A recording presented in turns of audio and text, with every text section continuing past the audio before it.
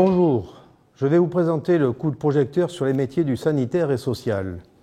Ce coup de projecteur est conçu et produit par Aquitaine Cap Métiers en partenariat avec des professionnels du secteur. Avant de commencer la présentation, je vais vous donner quelques grands principes à connaître quand on anime un coup de projecteur.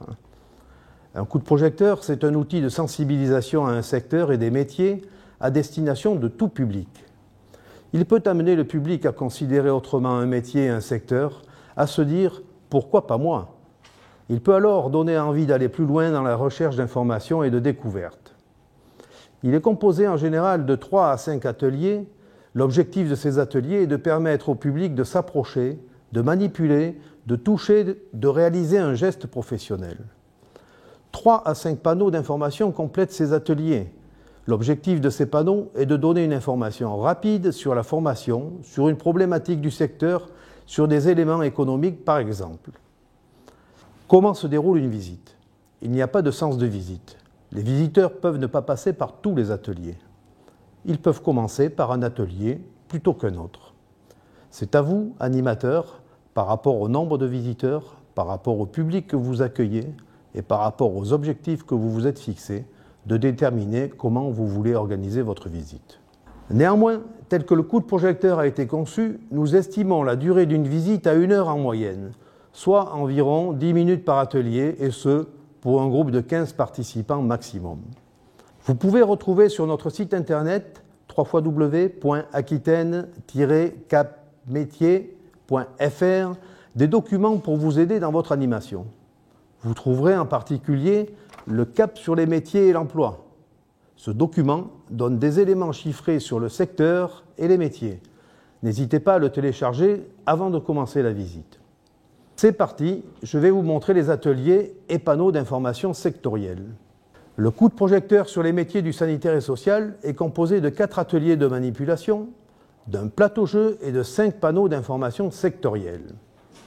Les panneaux portent sur les niveaux de formation indispensables pour se former à des métiers du sanitaire et social. Un zoom sur « Je soigne et prends soin des personnes », définissant les termes « soigner » et « prendre soin » et indiquant par métier le nombre de professionnels exerçant en Aquitaine. Un zoom sur « Soigner », c'est choisir parmi 200 métiers qui précisent le rôle et la fonction d'infirmière et d'aide-soignante et que les accès à ces métiers sont également possibles pour les hommes. Un zoom sur l'aide du professionnel pour soulager le handicap, insistant sur la notion d'aide et définissant le handicap. Enfin, un zoom accompagné par des métiers du social, présentant les notions d'accompagnement, d'aide et les grandes spécialités du domaine social. Je vais maintenant vous présenter les différents ateliers.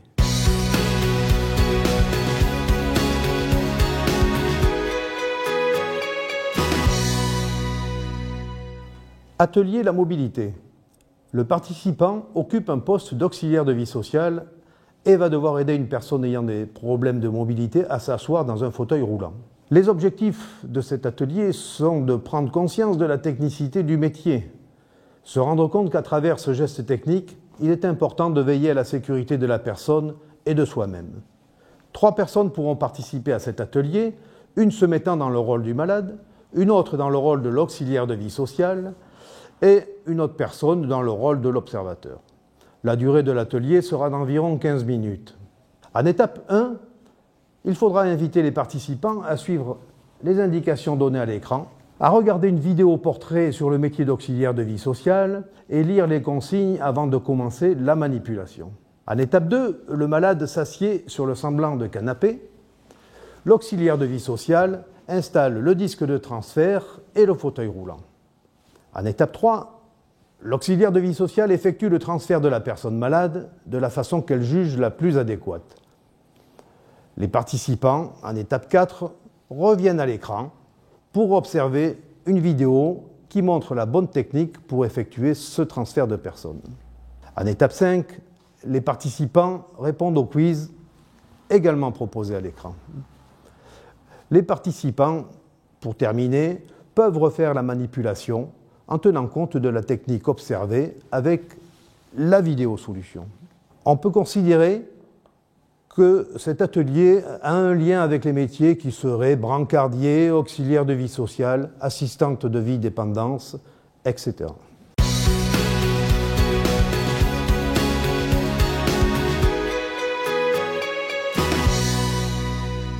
Atelier des soins techniques.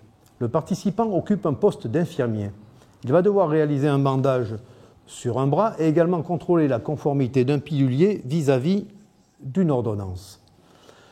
L'objectif recherché est de prendre conscience de la technicité du métier d'infirmier et de sa haute responsabilité vis-à-vis du patient et du médecin.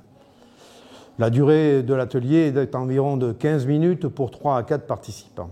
En étape 1, il faudra inviter les participants à suivre les indications données à l'écran. Ils regarderont tout d'abord une vidéo portrait sur le métier d'infirmier et liront ensuite les consignes avant de commencer les manipulations.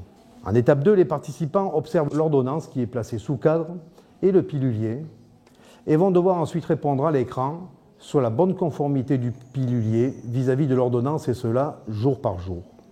En étape 3, chaque participant effectue tour à tour le bandage du bras sans consigne particulière utilisant leur propre technique.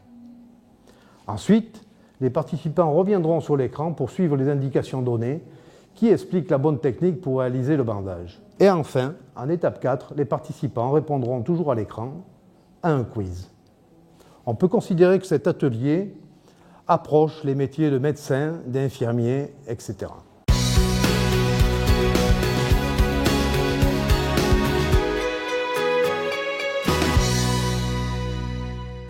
Atelier les soins au quotidien. Le participant va occuper tour à tour un poste d'auxiliaire de puériculture et d'aide-soignant. Il va devoir procéder au changement de couche d'un bébé et à une prise de tension artérielle sur lui-même. Les objectifs recherchés sont de prendre conscience de la technicité des métiers d'auxiliaire de puériculture et d'aide-soignant. De plus, on insistera sur la sécurité qui doit être observée lors du change d'un bébé.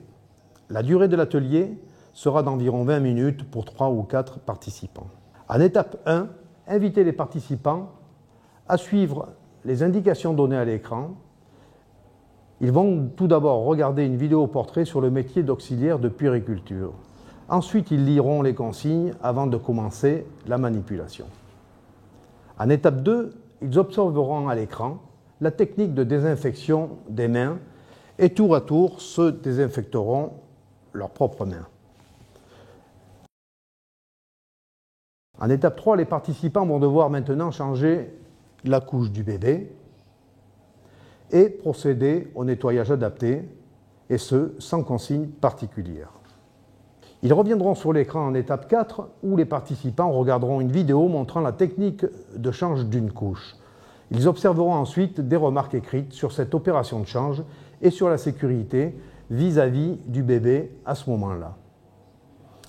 En étape 5, toujours à l'écran, les participants regarderont une vidéo portrait d'une aide-soignante. Ils regarderont toujours à l'écran les consignes pour effectuer une prise de tension à l'aide d'un tensiomètre électronique. En étape 7, ils reporteront ensuite les chiffres de leur tension et de leur pouls sur la feuille prévue à cet effet. Après les manipulations, en étape 8, les participants auront des explications sur la prise de tension et de pouls et répondront au quiz proposé à l'écran.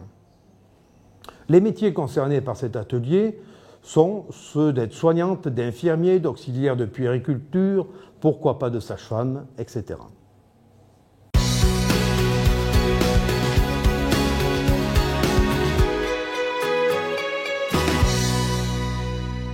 Atelier l'autonomie.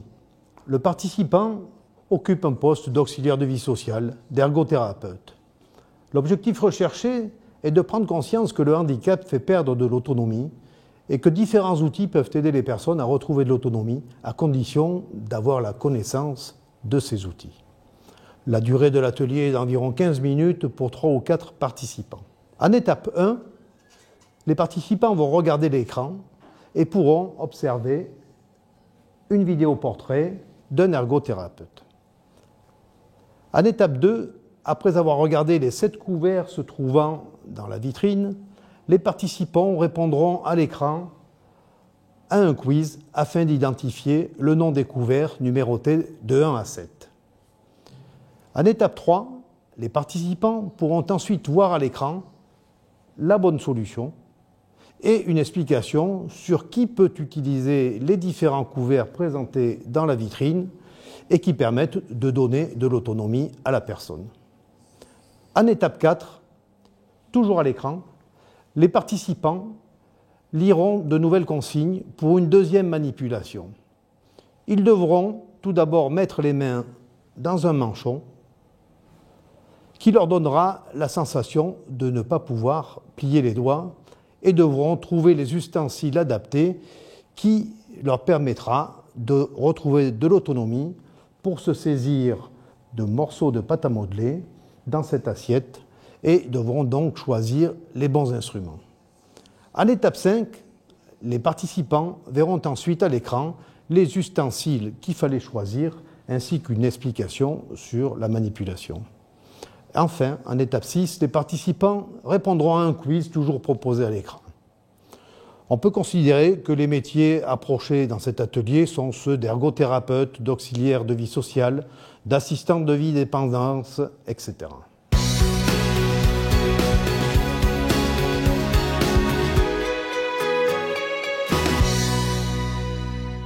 Atelier plateau-jeu.